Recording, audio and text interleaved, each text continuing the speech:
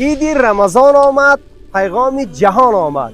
این مژده رحمانی بر پیر و جوان آمد. یک روز پر از شادی، همواره ز آبادی. صد شکر خدا دادی، عید رمضان آمد.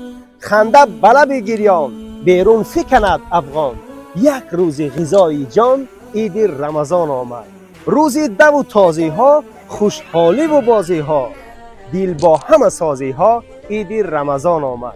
با خوانی پر از نانش، با چهره خندانش، با فیض فراوانش، عید رمضان آمد.